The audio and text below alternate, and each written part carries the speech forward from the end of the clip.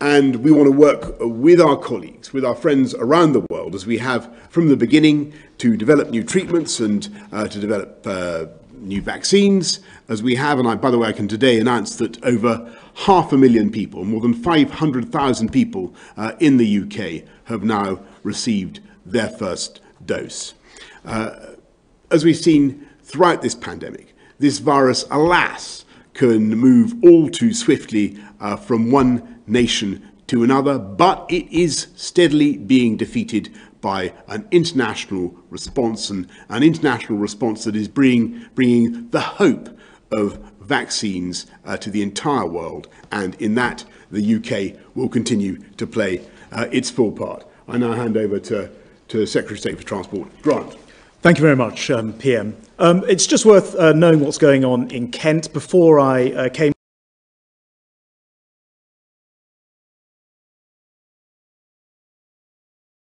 Schools are not part of the problem of COVID in our communities, but out of an abundance of caution, school closures over the winter break will be extended. Students from kindergarten to grade 8 will resume in-class instruction on January 11th. High school students will resume learning remotely on the 11th and return to in-class instructions on January 25th. Asking students and staff to stay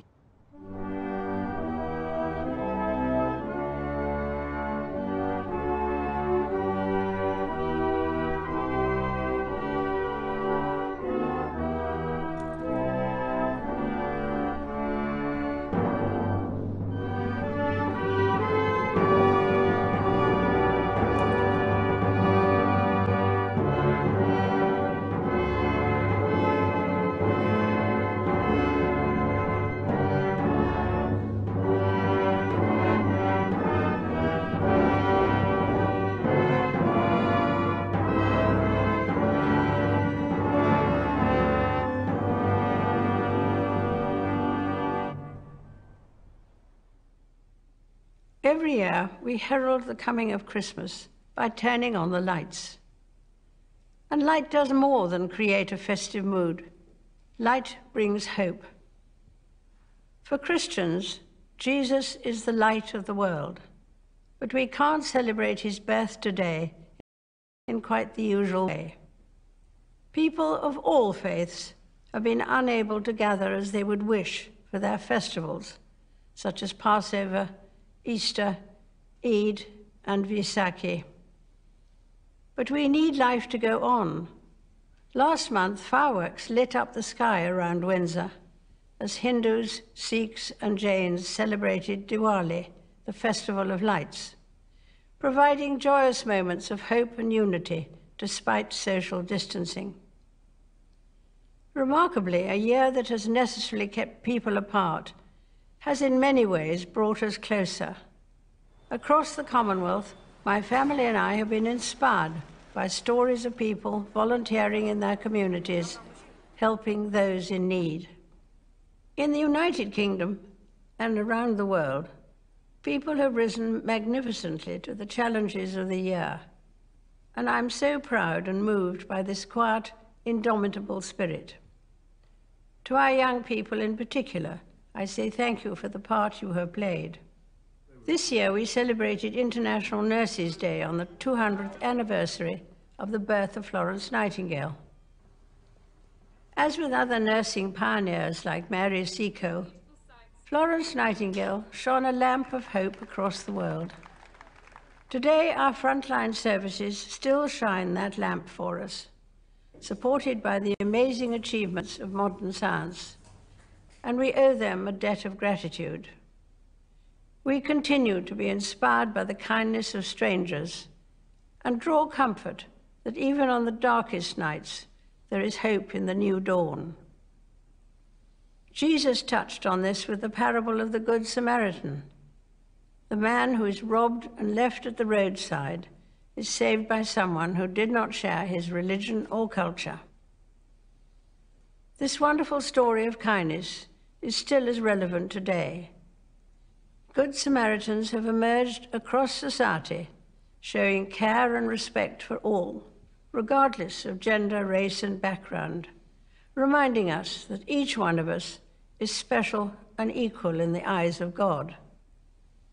The teachings of Christ have served as my inner light, as has the sense of purpose we can find in coming together to worship.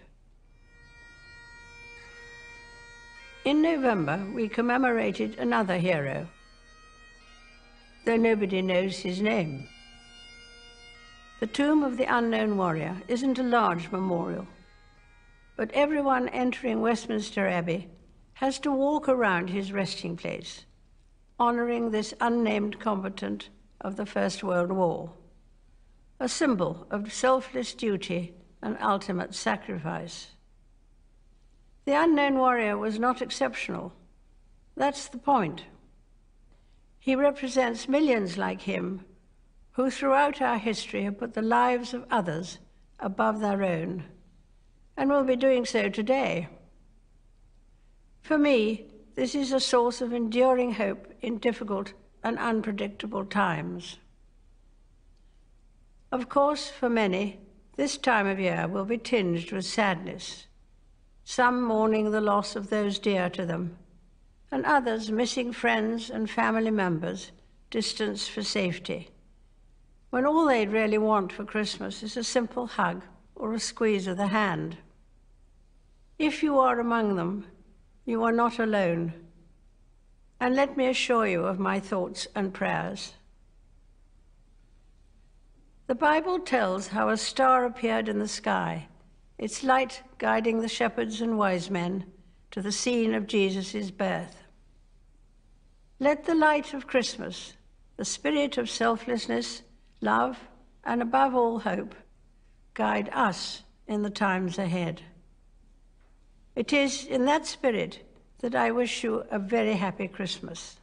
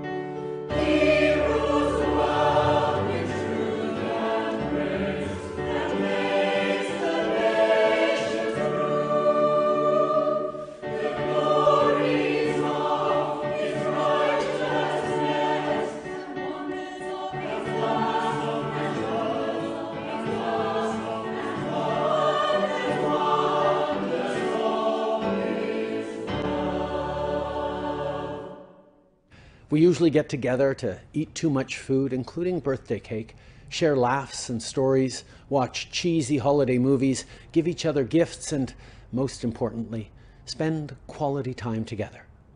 This time of year is supposed to be full of joy, light, and family traditions. But this Christmas is different. Families aren't getting together for big dinners, and friends aren't stopping by for cookies and eggnog. This isn't the holiday season we wanted, I know. But here's the thing. Even though this year's Christmas traditions will be different, we can and should give thanks for everything that unites us. Because today is a time to recognize all the good that we have in our lives. It's a time to celebrate Christ's message of compassion and show people that we love them. And that message has never been more important. We can all agree that 2020 has been a tough year. But through it, we've seen Canadians meet these challenging times with generosity, kindness, and hope. We've seen neighbors helping neighbors, kids giving up play dates and birthday parties, businesses retooling to help in the fight against COVID-19, and we've seen our frontline workers put themselves at risk to keep us safe and our families fed.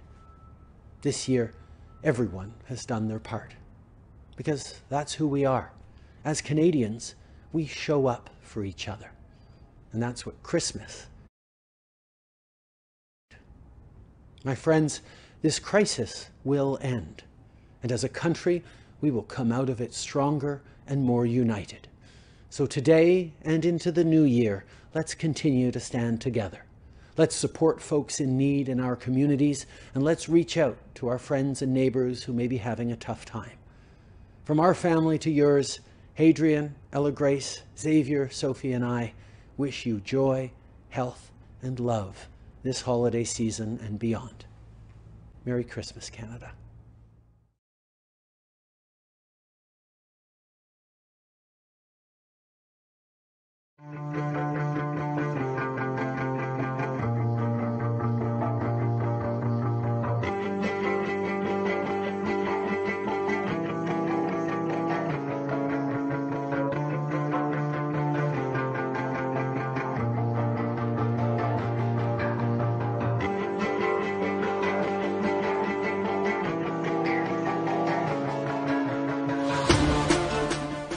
We are still speeding in the wrong direction, and the world has also emitted more than 200.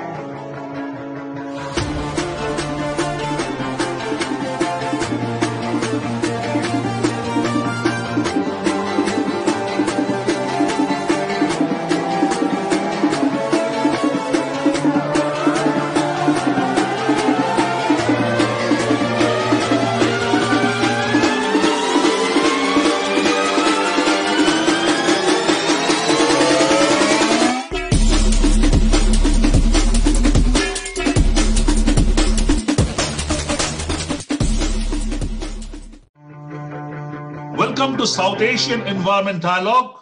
Those of you who see this program every Sunday,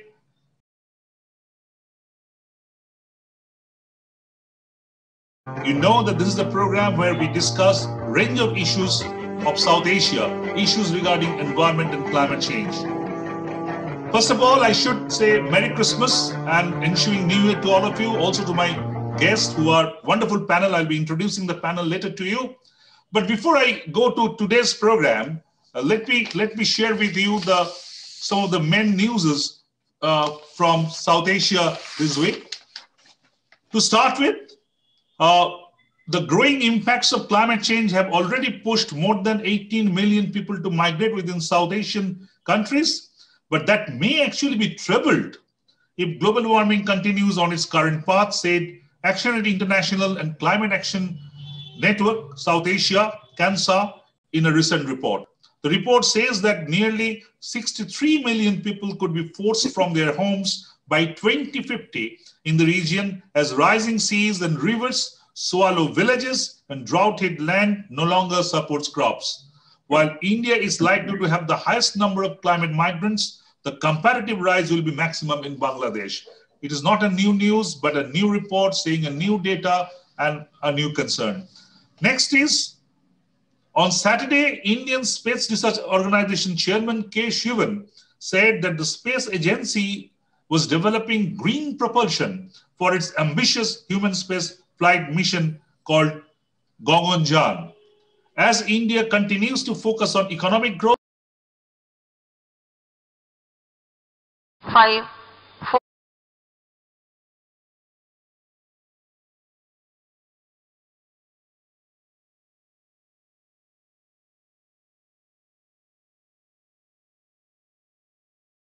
it needs to ensure that environmental damage is limited by adopting green technologies, said Shivan. ISRO has made space-grade lithium-ion batteries, and this technology is useful for mass adoption of electric vehicles. That's a very, very encouraging news. And finally, not so encouraging, India's farmers' unions asked government to hold talks on next Tuesday. The request came as 40 farm unions held a meeting to chalk out their future course of action and take a decision on holding talks with the center.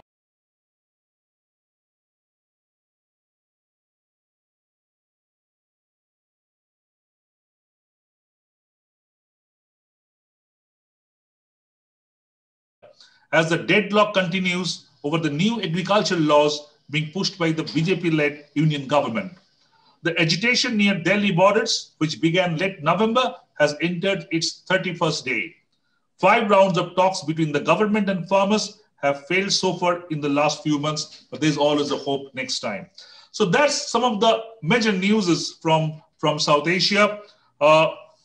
Today, the program, as you know, is being brought by Climate Channel, a television channel from Canada, in collaboration with the Plurals, Indian media platform. Today we'll be talking about the fishes. Today we'll be talking about where the fishes have gone, or are they going anywhere? How is the fishery industry? And we have some of the best names in the region to talk about it. Let me introduce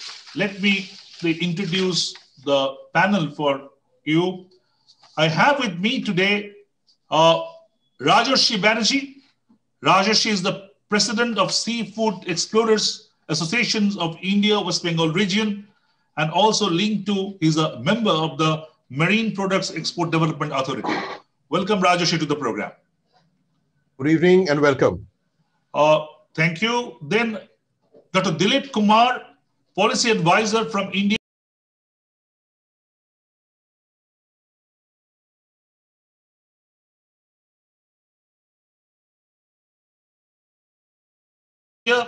He has worked with range of organizations, FAO of United Nations, and he's also the ex-director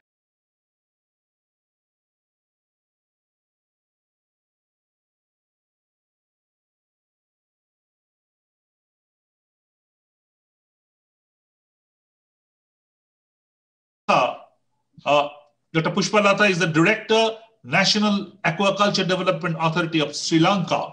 Dr. Pushpalatha. We are also having Dr. Yuvraj Singh Yadava. He's the Director, Bay of Bengal Program of the Intergovernmental Organization, and I know his immense work in the sector. I'm really, really privileged to have you, Dr. Yadava, in this program. Welcome to the show. Good evening.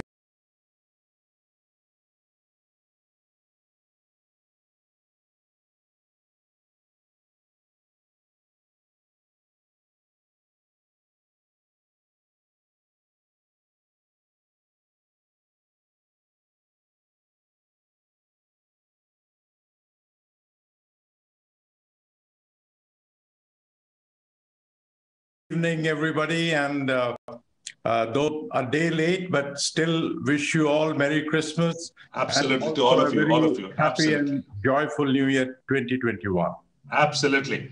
And we have today Dr. Abdullah Naseer. Dr. Naseer is the Vice President of the Maldives Coral Reef Society. And welcome to the show, Dr. Naseer. I know it's a short notice, but so privileged to have you, sir, in this program. Thank you very much. And then I have 2 wonderful experts from Bangladesh. Dr. Nowsad Alam is a professor of Bangladesh Agricultural University from Mymensingh, Bangladesh. Welcome, Dr. Alam.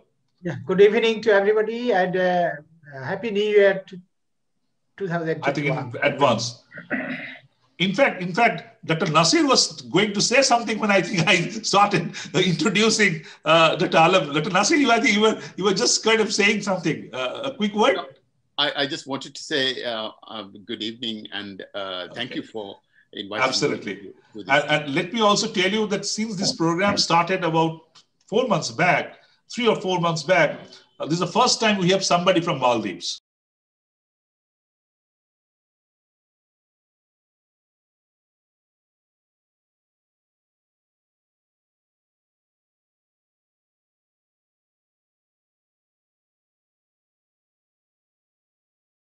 So I hope with your support, in times to come, we'll be having more representation from Maldives because Maldives needs to be heard in this platform. We really want Maldives to be heard here. And then finally, we have with me Dr. Rashidul Haque from Bangladesh. He's the former Director General of Department of Fisheries, Bangladesh. Dr. Haque, welcome to the show. I know your immense expertise in this area and your work. So I think we'll all be privileged to hear you today evening. So that's the panel for you. That's the panel. Thank you. That's the panel. Let me start. As I said, that we'll be trying to find out 3 basic things from today's program we try to do. We'll try to understand the present scenario. We'll try to understand the present problems and also the solution. So there's no point only in talking about the problems, not about the solution. So we have around 45, 50 minutes at our disposal to discuss a very important topic. I know this time is inadequate, but this is the structure and we all have to complete by that time. So let me start with Dr. Dilip Kumar. Dr. Kumar, fishery. And before I go to Dr. Dilip Kumar, let me share a couple of data with you, I think, which is, you all know this data, but for the people who are seeing this program, South Asia occupies only 3.5% of world surface area, but 25% of the global population live here. So that clearly shows the amount, the population density. And then if you look at the coastline, South Asia has, I'm talking about India, Bangladesh, Maldives, Sri Lanka, and Pakistan particularly, more than 10,000 kilometers of coastline. India has about 7,500 likewise, but then Bangladesh is having about 580. The figure that I have, you may be correcting it in future. The Maldives about 300, Sri Lanka about 1,300, and Pakistan around 1,000. And more or less 10 million people in South Asia depend on fishery for survival, for their livelihoods. The figure is much, much bigger than many of the European countries taken together. So that sums up the impact of the importance of fishery sector in South Asia, because government need not to do anything for their employment. They find their employment. Government has just to provide them a quality water and other environmental factors so that they can do the fishing proper way. But is it happening? Dr. Dilip Kumar, let me start with you. What's the current situation in India's marine fishery?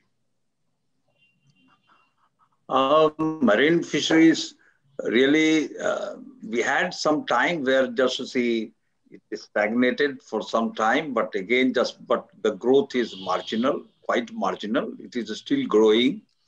And, but at the same time, inland fisheries compared to marine fisheries, inland fisheries really growing at a much faster speed. So currently it provides about something like 28 or 30, 1/3 you can say, or more specifically, it is about 28% of the total fish production is come from marine fisheries. And but the one thing is very important that you see, about 3.8, about 4 million people are somehow just to see engaged directly or indirectly with marine fisheries. They are involved in different activities. Some of them are directly just to see active, involved in active fishing, but there are some other jobs are also there where they are involved. It is transport, packaging, marketing, processing, and so on. And But one very important thing is that about, say, 54% women are also involved in this. Okay. And women, that is very important. And then women, they are involved mainly in marketing of the fish and also in the processing industry. They are also there. And many of them are that, you see, they are catching larvae, shrimp larvae from the coastal area so that it goes to aquaculture, to feed the aquaculture industry. And also, they also collect shells in some of the areas, and that is also being marketed for both. It has got ornamental value, and at the same time, it is something source of calcium that is also used in animal feed industry. So there, just to see, and one thing is very important here, that almost more than 50%, production comes from artisanal fisheries. They are traditional fishers. Okay. They are quite poor, and just to see, they don't have really, just to see, mechanized boats or motorized boats. Okay. Some of them, they have motorized, not trawler. So they are resource poor communities, and then they draw their livelihood from here, from this marine fishery. Okay, I'll be coming to you, Dr. Dilip Kumar, later to discuss more about their problems and issues. But let me go over to Dr. Yuvraj Singh Jadhav, because we have started talking India. Let us kind of talk about the Indian part. But Dr. Jadhav, I remember that maybe a few years back, I bumped into a fisherman at the border of West Bengal and Bihar, and he said that the time he previously had to give to catch certain amount of fish, now the time has doubled or trebled. So the fishes are dwindling. Fishes are dwindling. What is the actual scenario? Because so many people depend on fishery sector for survival, for their livelihoods. Dr. Jadhav, what's your point on that?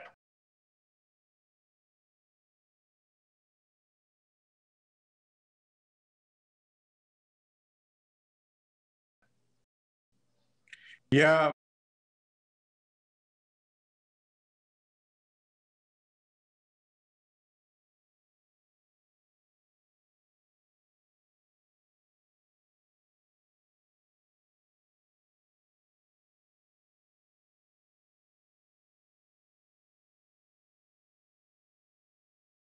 Are almost exploited to their optimum further levels. Up in the sea. And the result is that fishermen have now to move further up in the sea to catch the fish. And,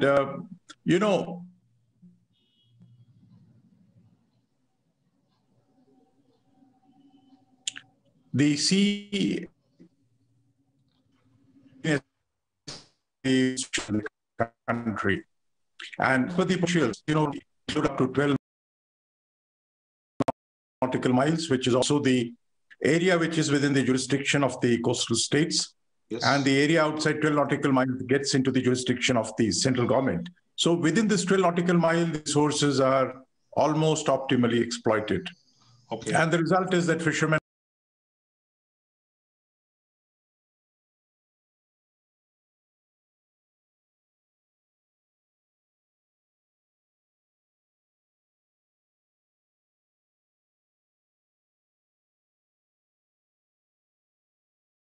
are now going outside the 12 nautical mile area. And there is, capitalization in the sector. No longer, we have the traditional fishermen as we had in the past. Now, even the traditional fishermen are using 2 outboard motors. They're taking up to 30, 40 nautical miles in the sea and catching fish. Okay. So I think the scenario has completely changed. And I would once again, agree with you that, yes, fishermen are now, they have to move further up in the sea to catch fish. Is it for the dwindling of the fish kind of catch the fish in the sea? The fishes are being dwindling in the fish in the sea? What's your point? You see, or it is overfishing. The good thing is that, we are in a tropical climate where most of the varieties, they bounce back very quickly. Okay. But in the scientific terms, the effort that is being deployed to catch fish is now almost double the effort that is actually required. Absolutely. That's the point I was trying to make. Yeah, so that's the reason that, people are able to catch less fish in the territorial waters, and they have to move outside the territorial waters to catch fish and, get their livelihoods. Okay. So I think we need to discuss it in a greater depth, but let talk to Rajarshi. Rajarshi, you are the person who kind of look after this issue of the commercial part of it, the marine products going outside India like that. What's the situation out there? What your take on this whole situation of the marine products? Rajarshi. I will initially, good evening to all. I will initially talk about the issues concerning the marine catch. We have to understand that the marine product processing stroke exports is concerned with the marine catch, which pertains to the sea, and the aquaculture, which is actually the inland development of the fishery resources. Now, as far as I understand, we are having primarily a discussion about the marine stroke the sea catch. Okay. Now, the issues which are concerned, which are the main issues as far as the marine catch is concerned in India of the last 2 decades, as well as the current time, as in the current time, is declining catches and overfishing in coastal waters. Okay. So essentially what's happening, like my previous speaker already commented, the near coast waters fishery resources are almost exhausted because the government hasn't actually enabled the fishermen to venture out into the sea, far away from the coastline. So what we are seeing in terms of declining fish catches is what fishermen are catching within 30 to 40 kilometers of the shore. However, absolutely, India's EEZ actually extends much beyond that. And there are huge resources, more than 4 million tons annually of resources existing in those waters, which belongs to India, which primarily contains of a large number of species headed by the yellowfin tuna and the skipjack tuna. Okay.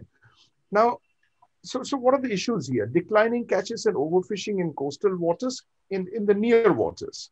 Next is the post-harvest losses, which is the discarding of the unimportant species, the spoilage and reduced quality. Next, habitat degradation.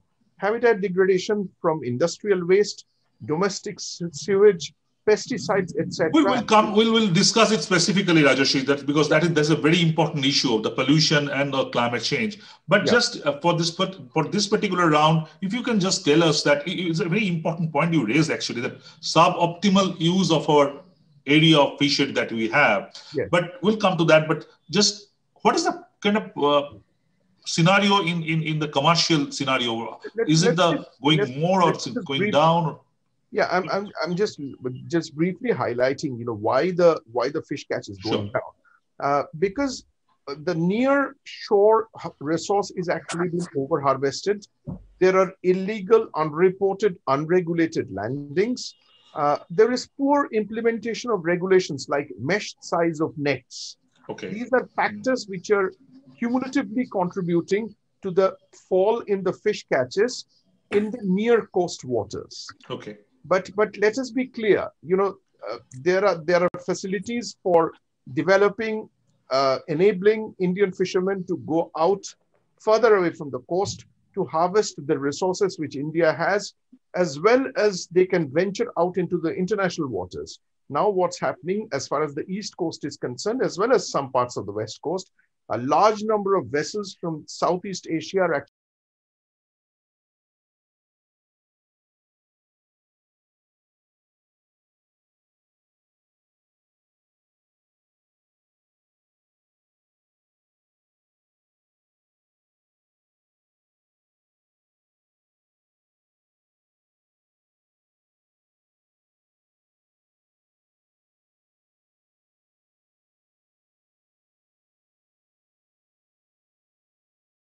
domestic sewage, pesticides, etc. We'll discuss it specifically, Rajarshi, because there's a very important issue, the pollution and the climate change. But just for this particular round, if you can just tell us that it's a very important point you raised. That's very interesting, and I think that's where this whole area of vision that we have, collective dialogue comes into that. But just that how you can stop cutting into each other's territory. Scenario in the commercial scenario, is it going more or going down? Yeah, I'm just briefly highlighting, why the fish catch is going down, because the near shore resource is actually being over harvested. There are illegal, unreported, unregulated landings. There is poor implementation of regulations like mesh size of nets. Okay. These are factors which are cumulatively contributing to the fall in the fish catches in the near coast waters. Okay. But let us be clear, there are facilities for developing, enabling Indian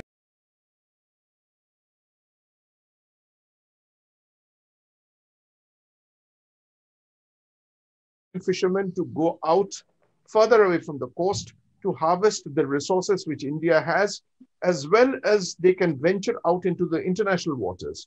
Now what's happening as far as the East Coast is concerned, as well as some parts of the West Coast, a large number of vessels from Southeast Asia are actually coming illegally into Indian waters, fishing and stealing our resources, which is also contributing to declining fish catch by the Indian fishermen.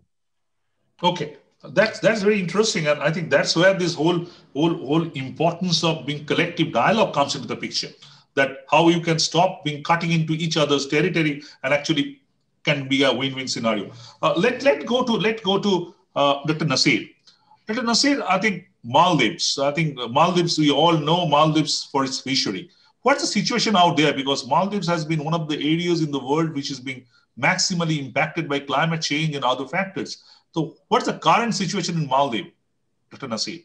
Yes, thank you. I think the Maldives is best known as the world's leading destination for tourists, actually. So people will be wondering why we even talk about fisheries when the Maldives is the world's leading destination for tourists. In fact, the largest influx of tourists since we opened after COVID is from Russia, and India is second. So India have been visiting the Maldives and know this very well. But although we are a touristic nation, historically the Maldives has always been a fishing nation. We have been fishing for 2,000 years, and we have depended on fish and fisheries for as long as we know. And we are very good at catching tuna and tuna-like species. So we catch about 120 to 130,000 metric tons of fish, of which the majority is tuna, mainly skipjack tuna and yellowfin tuna. So we have very specific fisheries on skipjacks, a skipjack fishery, a yellowfin fishery, and also an inshore reef fishery. So this is the three main types of reef, three main types of fisheries that the Maldivian fishermen revolve on. And we are highly dependent on fish and fisheries. And so we cannot part with fisheries despite the developments in tourism. We have about, the population of the Maldives is about 400,000. And at least 20,000 are fishermen. And well, that includes tuna and both coastal fisheries as well. And you can imagine when you multiply that 20,000 by maybe a family of 4 or 5, that becomes 100,000. And so 1/4 total of the country, 1/4 of the population of the countries are totally directly dependent on income they earn daily from fishing. So this is something that we have to look at when you look at the dynamics of different nations around the Bay of Bengal, and how we can show how important fisheries is for the economy, for well-being, for livelihoods, and also for the economic development of the country. So yeah, that is basically how the fishery in the Maldives operates. Okay, just before I go over to the next participant, what is the current situation? You mentioned it, but very precisely that are you facing trouble in the fishery sector, or you are happy what right now is there? What's your take on that? Of the fish species that we catch, about 80% of our catch will be skipjack tuna. And skipjack tuna stocks are considered to be, in the Indian Ocean, skipjack tuna stocks are thought to be robust and well managed, the skipjack tuna, but not other tuna species. So in that sense, we are doing very well. We also have we have stubbornly managed to keep to pollen line fishing. The method, we don't use any nets, which is completely banned in the Maldives for tuna fishing. So in that sense, we in the Maldives have a reputation for being involved in a sustainable form of fishing, especially when it comes to tuna and tuna-like species. Okay.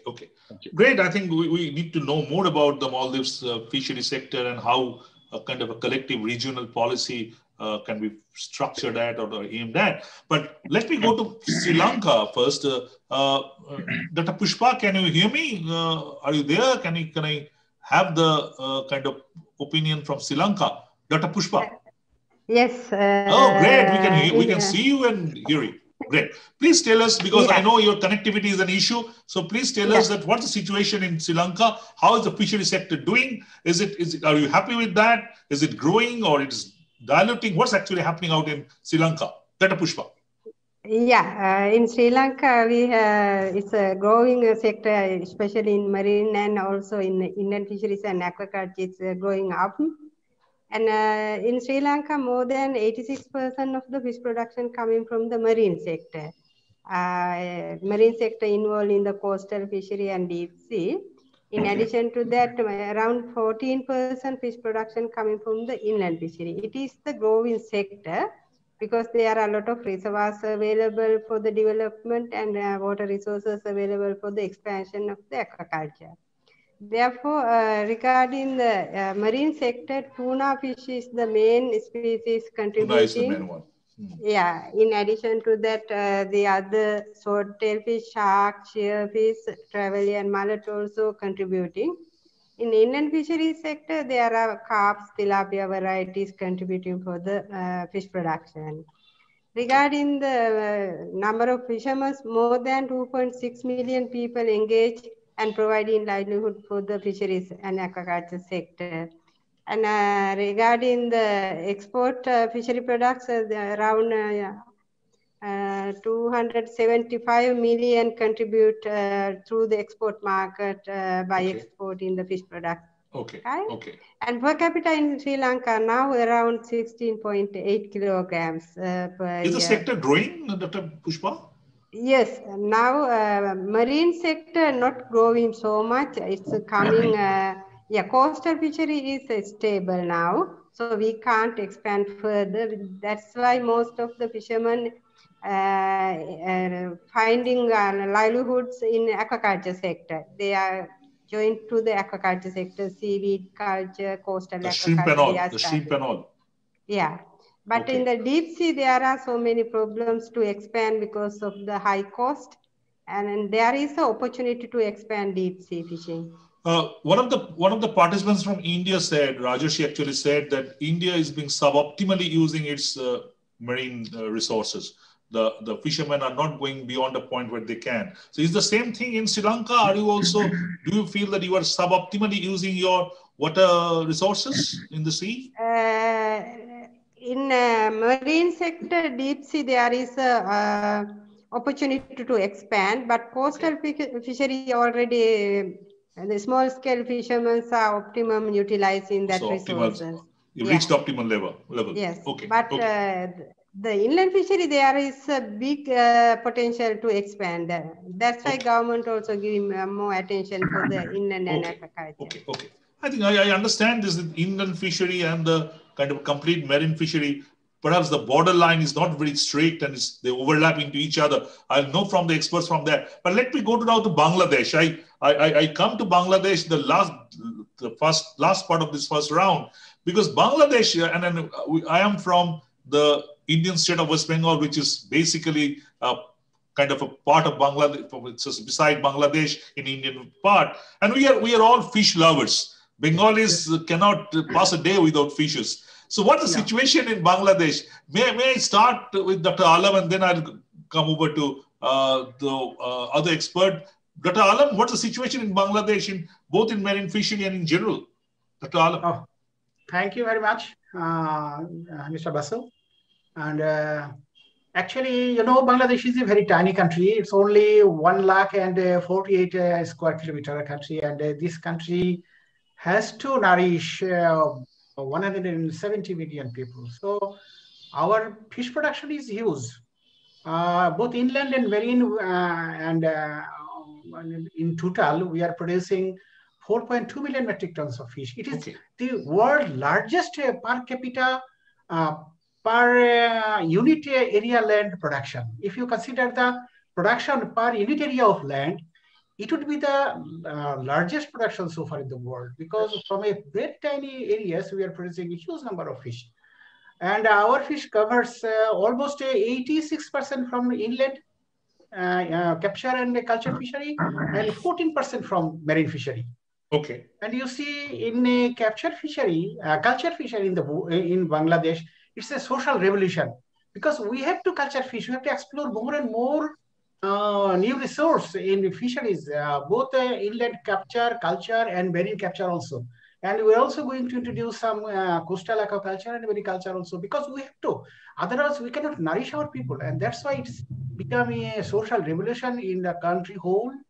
And what is happening in actually in capture fishery, in marine sector, we have industrial fishery and also artisanal fishery. But artisanal fishery is covering almost 95% of total marine fisheries.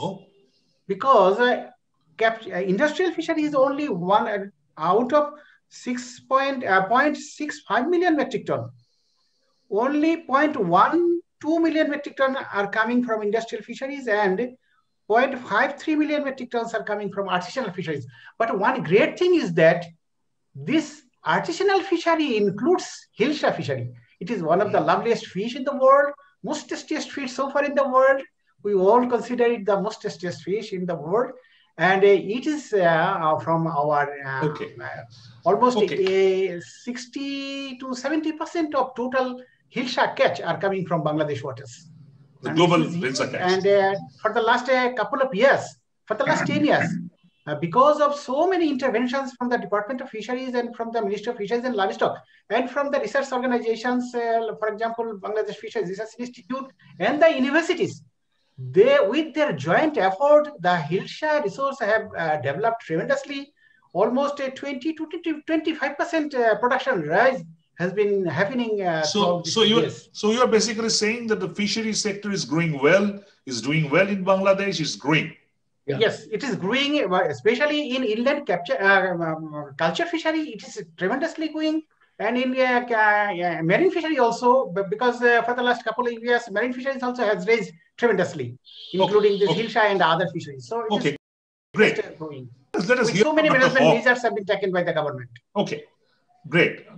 Let us hear from Dr. Haque. Dr. Haque, I have been to Bangladesh a few times and met many people, including the fisher folk, and they were always complaining of many issues, despite what Dr. Alam was just talking about, the huge potential and being doing so wonderfully. But still, there are issues. There are issues of pollution. There are issues of high level of salinity. There are issues of overexploitation, and likewise. What's your take? And also climate change, many saying that are impacting the growth. What's your point on that, Dr. Haque?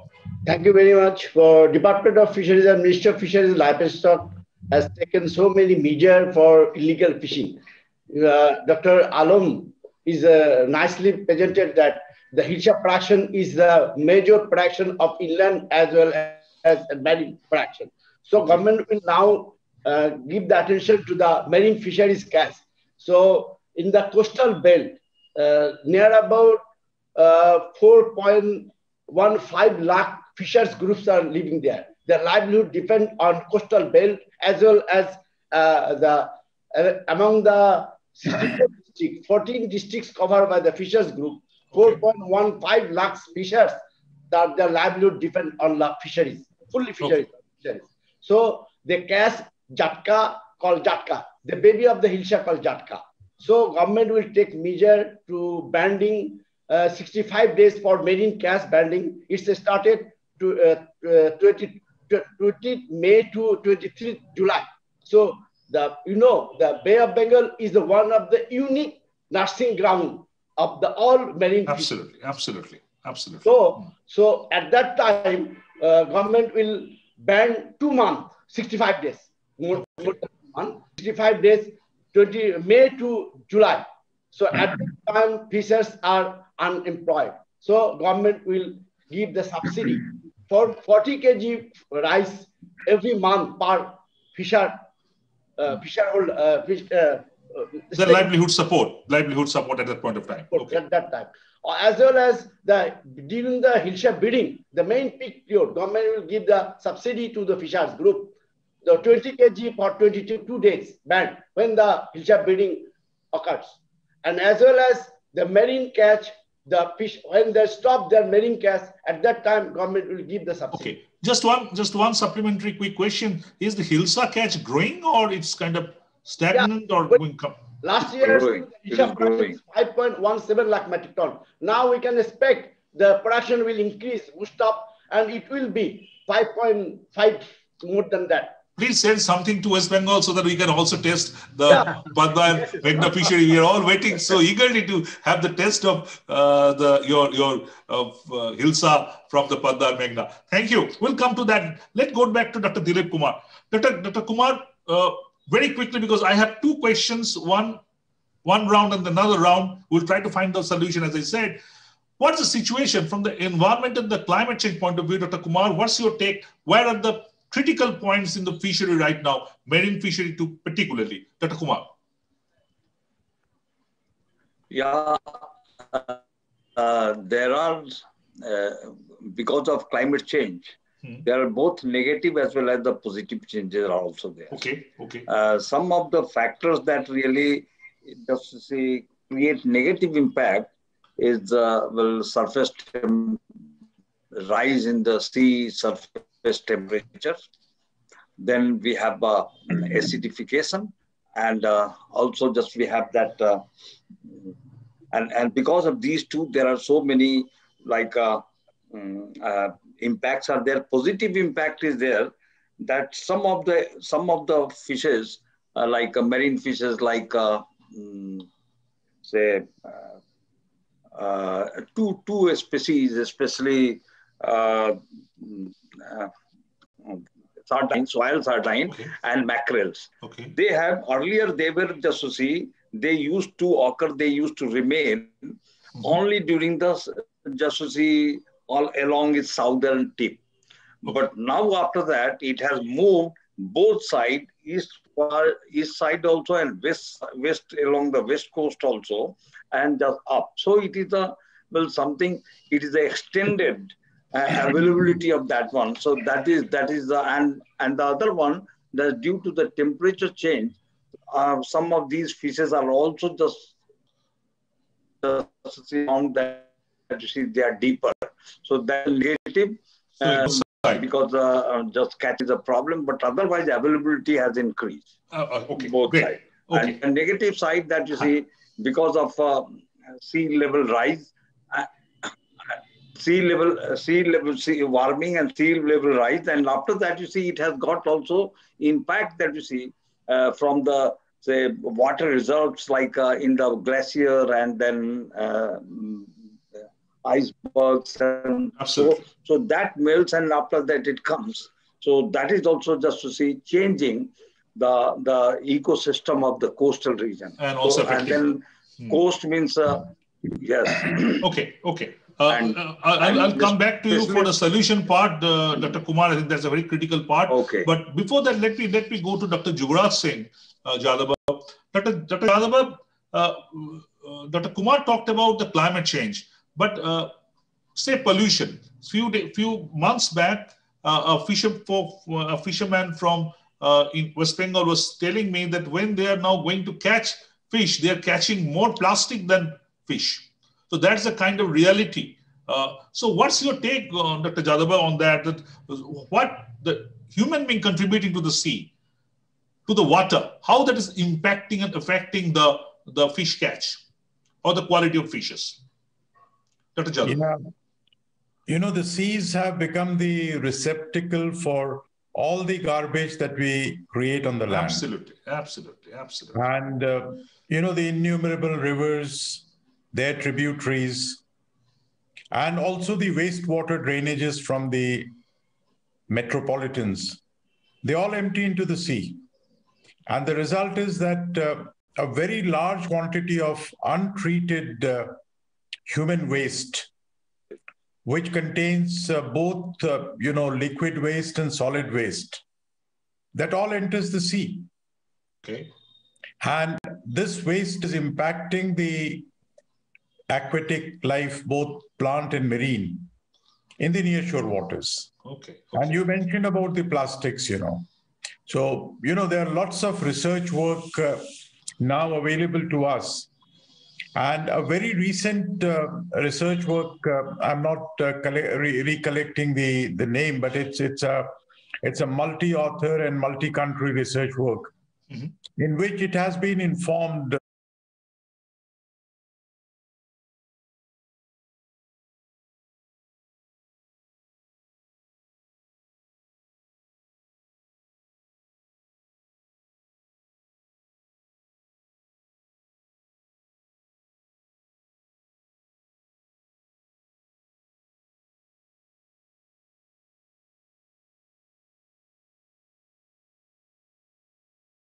go to Rajarshi. Rajarshi, are you facing any problem while kind of exporting fish to the other countries, sending fish to the other countries or the aqua products because of the quality part of it or anything of that sort? Rajarshi?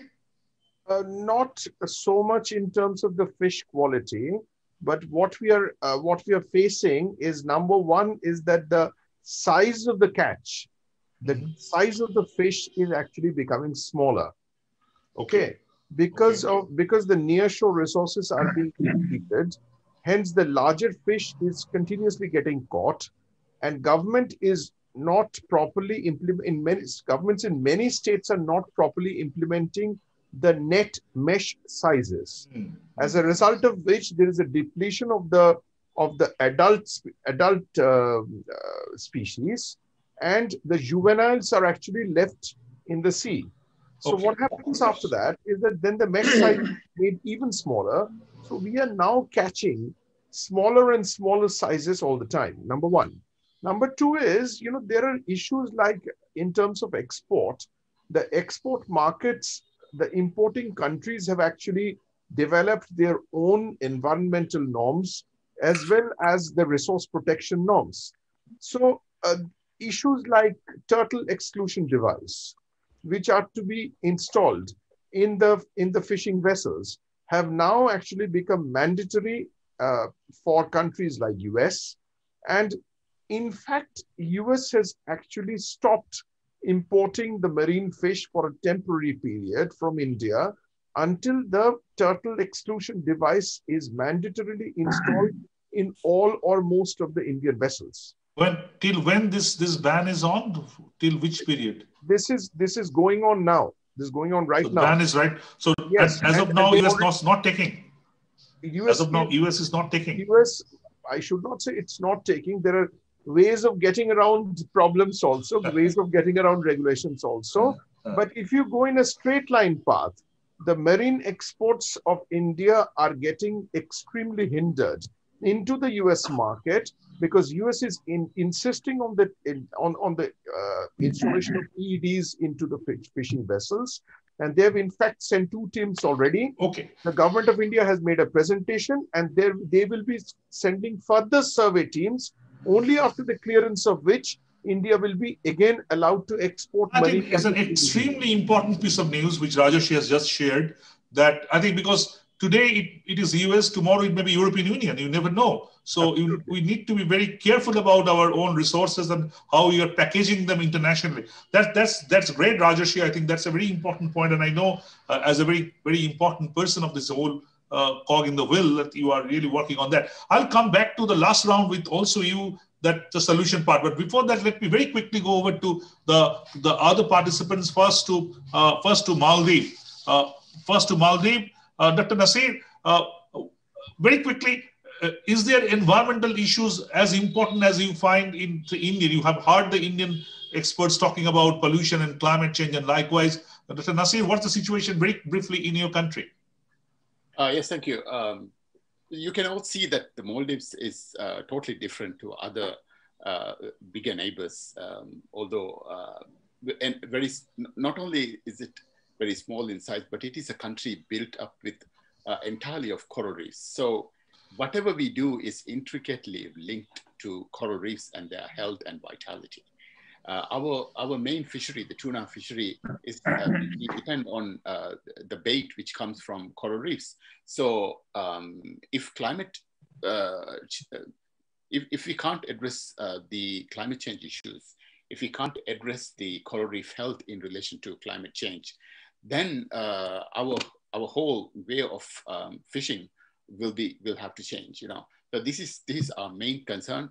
The coral reefs, mangroves, seagrass beds, nursery areas. I mean, all these are predicted to decline over the next many decades due to climate-induced issues. And so we are very concerned about climate change and what it will do to our overall fisheries. Okay. I think that's, I know, but Maldives is one of the part of the world which is being extremely impacted by climate change. And when in the climate summits globally, often Maldives scenario is being talked about as one of the case studies. But I think from the fishery point of view, it's equally important. Let's go to Sri Lanka very quickly. Dr. Pushpa, you can hear me? Yes. Very quickly about the situation. Is there like India, are you facing the same problem of environment? We need not elaborate, but are you facing the same problem of pollution and climate change in fishery sector in Sri Lanka? Yes, sir. Conditions, pollution, climate change, change of the rainfall patterns, everything same to Sri Lanka, same as India. Yeah. Same as India. Yeah, same as India, and also pollution also affecting to all the breeding grounds and changing water quality and plastic, polythene, solid waste, liquid waste, everything same. Yeah. Okay, let me ask you another question, I think, which I will then come to all the experts. That we have all heard that, as you just said, that you have having similar problems to like India. And we have also heard the Bangladesh expert talking about their situation, which is not very different. And Maldives is also there, and likewise.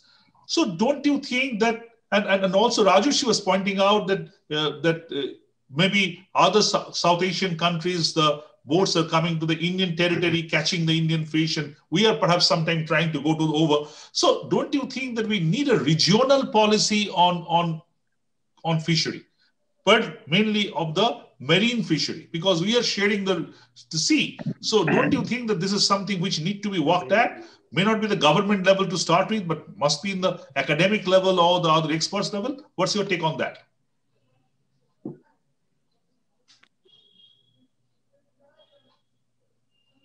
Dr. Pushpa, can you hear me? Yeah, in Sri Lanka, we need,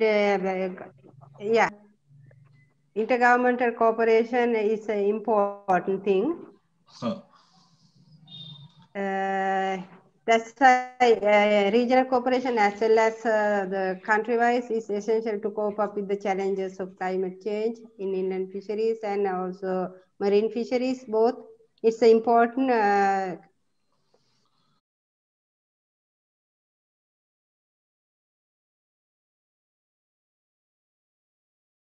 So don't you think that it needs to be strengthened up to be in future? Dr. Pushpa, very quickly. Yeah, blue economy also important, and also the greater cooperation among the South Asian countries as well as the Asian countries. It's important. Absolutely. Yeah, Many thanks. Let me go to the Bangladesh. Maybe Dr. Alam to start, and then I'll come to the other expert. Dr. Alam, first of all, that the environmental issues and the climate issues. Any assessment that how it is impacting the Bangladesh fishery? Very quickly. Yes, as you know, Bangladesh is one of the worst suffering country in the world, and is the most worst sufferer maybe because of 10 to 15% of the land goes underwater every day due to poor tidal flow. Because Bay of Bengal, we have with us Dr. Yuvraj Yadava and Dr. Dilip Kumar, two very prominent marine fisheries expert. They all know that Bay of Bengal has got some unique characteristics. This is 4 distinct tidal flow in 24 hours. This is very worstly visible in India and Bangladesh. And what happening every day, 10 to 15% of the land area goes underwater. So the problem is huge. Yes, another is salinity intrusion. It's very severe due to global warming and temperature rise. Along with pollution, along with other impact, salinity intrusion is very severe. So coastal aquaculture has becoming very, very problematic nowadays in our country. Another is due to temperature rise and warming, post-harvest loss, quality loss. Post-harvest loss are of many different kinds. Some losses are physical, for example, discard and other things. And post-harvest quality loss is also one of the most important issues nowadays because of global warming. We have to take in very well, take care of it. Otherwise, it will have, because if we control post-harvest loss, we can add value to this fish without intensifying fishing effort. We can reduce fishing effort if you protect post-harvest loss. This is one of the important issues we should think of. I think that's extremely important. Let me hear from the other expert from the Bangladesh. Now I'm coming to the last part of it. We have hardly 7-8 minutes to go. The regional cooperation. All these countries are dependent on fisheries. So many million of people are depending on fishery on all these countries, be it India, be it Bangladesh, Sri Lanka, Maldives, and also Pakistan. We don't have any Pakistani expert today, but I know that Pakistan is also having a lot of fishery. But are we talking among ourselves? The government may have the geopolitical reasons not to do that, but is it because the climate change is impacting, the anthropogenic pollution is impacting? We need to talk together and find a solution together. So what's the situation? Let me hear from the Bangladesh that what is the situation? Dr. Rashidul. Yeah, can I supplement one more point to Mr. Alam, Dr. Alam? So siltation is one of the another factor in Bangladesh. Due to climate change, the siltation, each and every river are silted. So if the desired depth are decreasing, then it's a problem for production and fish catch. Okay. So now I come your question. You can say that the geo cooperation. Bangladesh and India has already a cooperation. Every year, both countries sit together for water sharing. So it's last 3 or 4 years. We cannot get any benefit from the regional cooperation. So I think it's a better suggestion to throw the platform of shark. If we can discuss this issue through shark, then So SARC, you feel, is a good platform to discuss it more seriously. Because now we talk about the blue economy. When you're talking about the blue economy, you need to talk the whole region together. I know the African countries who fight among themselves talk together when the issues of common interest come. But why can't we do that in South Asia? We need to do that. Let me go to Dr. Naseer. You would like to add anything, Dr. Rashidul, or in this, but anything more you would like to add? I think when it comes to management of fisheries, the way we fish in the Maldives, which is fishing from a migratory stocks of the Indian Ocean. So we cannot manage Indian Ocean fisheries, Indian Ocean tuna fisheries on our own. Okay. So we are an integral part, just like the other countries of the Indian Ocean, Sri Lanka, Bangladesh, India. We are part of the Indian Ocean Tuna Commission. So we lay a lot of emphasis on managing regional fisheries through the Indian Ocean Tuna Commission. And we are fully engaged with the Commission because it will be impossible for us to manage our fisheries totally based on tuna and tuna-like species, unlike other coastal fisheries of some of our neighbors. So we lay a lot of emphasis on regional management of. So the regional cooperation is yes, is key. But I do think that there are ways that we can cooperate amongst ourselves, amongst the nations of the South Asian countries. And Dr. Yadava would know very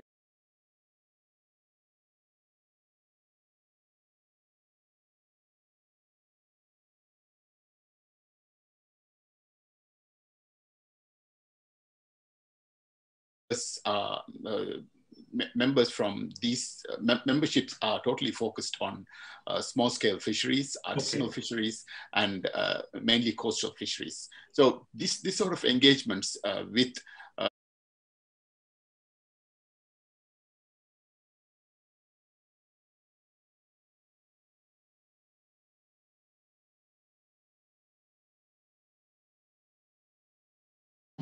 wind up. But before that, Rajarshi, as a commercial, as a market point of view, don't you see the need of this kind of regional cooperation to enhance the value of the product and enhance the business interest to a greater degree? Rajarshi, what's your take on that very quickly? Very, very quickly, because I know you're running short of time. The government of India has come up with a national fisheries policy in 2020. Okay. Now, India being a party to several international agreements to deter, prevent, and eliminate illegal, unreported, unregulated fishing, the government wishes to establish a sound mechanism among all the neighboring countries to ensure that the Indian fishing fleet does not engage in unregulated fishing, in contravention of any national laws and any bilateral, international, or regional conventions or obligations, concerning fisheries which are applicable to India. So we are actually looking at regional cooperation at a government level already. And the three quick bullet points which are required for improvement of the sector. One is the deep sea fishing for harnessing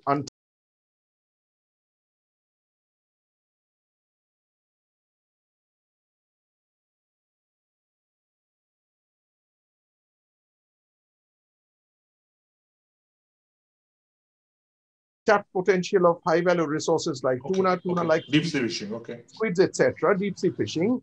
Some of the thrust areas for sustainable utilization of deep sea fishery resources are an optimal fleet size, which is also very important, modernization of fishing vessels and fleet size, and the prevention of illegal entry of foreign vessels into Indian waters. And as well as diversification of the catch and value addition. So the all points you have made, many of them are actually being also important to take hold of other countries. Otherwise, when you are talking about the foreign boats not to come, you need to talk with the other countries to ensure that. So it's very clear that regional cooperation is definitely very important, not theoretically, but practically actually. It's both discussive as well as preventive. Absolutely, for both. Let me go to first Dr. Yuvraj, and then I'll wind up with Dr. Dilip Kumar. Dr. Yuvraj, you have heard the question. Your take, because two of you are very experienced in this sector, been working for a long time. Do you think it's really practical, a feasible option to make a kind of a platform, a regional platform to talk about this issue? May not be government level, but the tier 2, tier 3 level? Dr. Yuvraj. Yeah, as Dr. Naseer mentioned, the Bay of Bengal program is a regional body, Yes. And it's been in existence for the last 41 years. From 1979 until 2003, it was a field project of the Food and Agriculture Organization of the United Nations. And all the countries surrounding the Bay of Bengal were members of this organization. In 2003, it became an intergovernmental body. And at the moment, 4 countries, Maldives, Sri Lanka, India, and Bangladesh are the contracting parties. And the other 4 countries are the cooperating parties. Okay. And there's been excellent cooperation between all these countries in the sustainable development and management of fisheries resources. So, you have a very strong platform existing in the region. And a larger part of the knowledge sharing, larger part of sharing success stories, the South-South cooperation, etc., that is all happening because of these intergovernmental bodies in the region. Dr. Naseer also mentioned about the Indian Ocean Tuna Commission, which is a management body, and all the tuna matters are being handled by, by the IOTC. And the remaining things, the Bay of Bengal program is not a management body.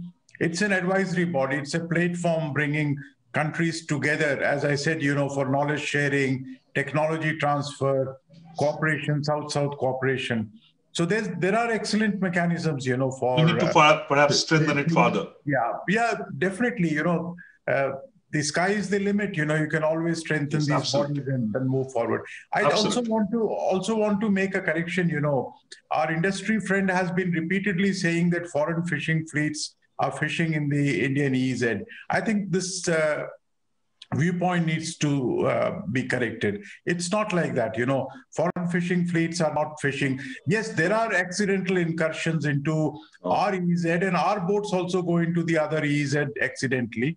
But there's no organized plundering or organized incursion of foreign fishing fleets into our EEZ. I thought, I must correct this. Otherwise, it might send wrong notice, and Government of India also might be concerned with the, this sort of statements made in a platform, which would have a universal audience. Thank you very much, Jayanta. Jayanta, with due respect, I would like to... Very quickly. Very quickly, Rajarshi. I would like to disagree with that, because there we all have agreed to disagree, so no issue on that. So definitely it's a matter of perception, which may be considered accidental by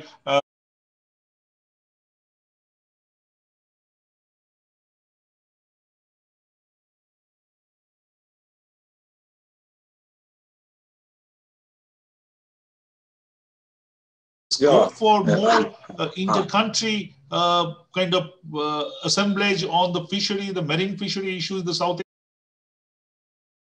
in a structured manner? Dr. Kumar. I think it is very good. And then, unfortunately, we have BOBP in place. We are talking only about marine fisheries. So if you consider marine fisheries, we have already a platform, like a very effective platform, and then already sustainable platform that is already working. I think we should make best use of that one. Okay. When we are talking about, so far marine fisheries and climate change impacts are concerned. Second thing, I fully agree with Dr. Yadava, what he has told about that, the foreign invasion. No, I understand that. That's a different perception. No, it is not. And in fact, I expected Dr. Banerjee Sahab, I thought that he's from the commercial side, as he will just enlighten all of us about this business prospect, how it is being affected. Somehow but he is very good, sound in technically very sound in the management of fisheries that he has shared already. But in addition, I would like to say that we need to have a collection. For that, we have a platform that all countries need to be active in that one. But at the national level also, we need to do a lot of things. I understand that. I understand that. And at the national, if you are able to do, our experience we can share, failure and success both, that is really just going to help the entire region. So some points I would like to say, that if we say something like we need to develop and implement some management plans to boost the resilience of inland and marine systems. Okay. So this is very important thing. Then something like habitat mapping, and also see how it is just being affected, and then how we can really contain. The other one that you see in the laboratory level, science level also, we need to have research terms also to see that how the some of the genes that is. Okay, I think there are scopes, as you said. No, absolutely, Dr. Kumar. I think there are scopes, many scopes to work on that. We named this program "Fishes on the Run," and we find during the course of discussion that yes, I personally feel, after kind of hearing all of you, there are ample scope to increase discussion. It is quite clear, even within the India, there are 3 participants. We are not agreeing on certain things. There are always we can always agree to disagree. But the point is, maybe the information is not percolating to everybody in an equal manner. So clearly, Dr. Naseer was talking about the importance of climate change. The Bangladesh experts are talking about the importance of pollution and climate change. So the Indians. So there are common problems. There are common prospects. So if we want to maximize this prospect and minimize the problem, we need to talk. We need to be more in touch with one another. And I believe this program today may act as a precursor to that, maybe more structured talks.